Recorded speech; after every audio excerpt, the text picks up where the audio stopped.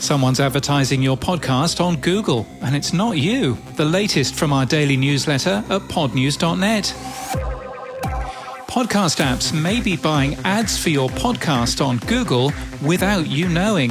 Acast, the podcast app, and Amazon Music are all advertising against this podcast title and that of many others.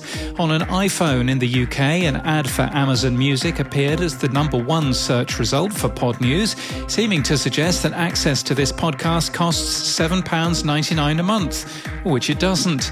The Acast ad leads to a web player, but no method of subscribing either. Now, this isn't against Google's terms, and it's probably nice to have some additional marketing for your podcast.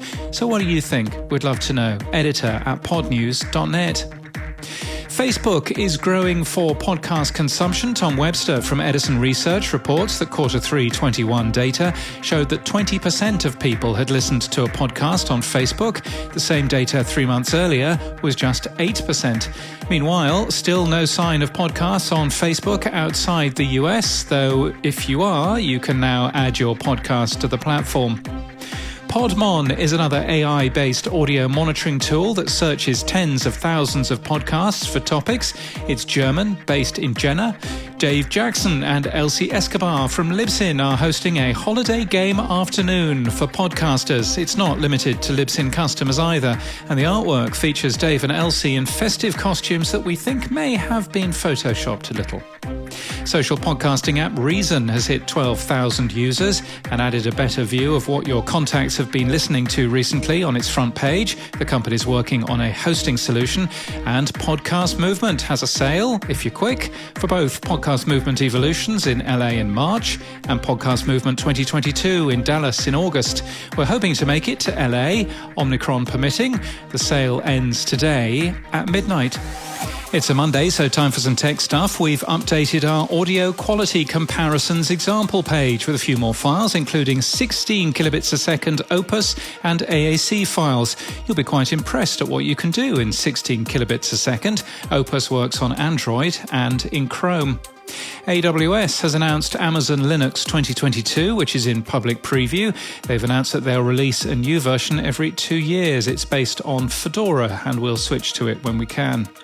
Umbrel has been updated to version 0.4.9. Helipad is due to be released this week by Dave Jones of the Podcast Index. The tool will show boosts and boostergrams in real time.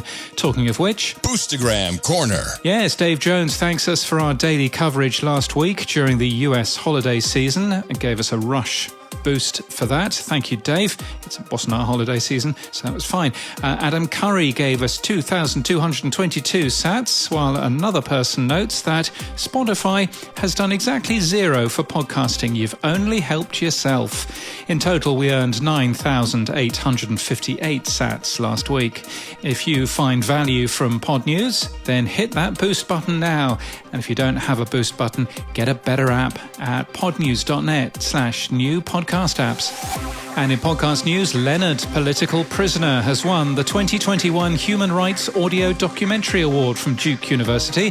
The podcast revisits the facts and irregularities of the case against Leonard Peltier, who has spent the last 44 years in federal prison. The audio series and related supporting documents will now be preserved on campus at the Rubenstein Rare Book and Manuscript Library. The host, Rory Owen Delaney, says you had listed the award previously in a Pod News newsletter, which is how we discovered it and applied.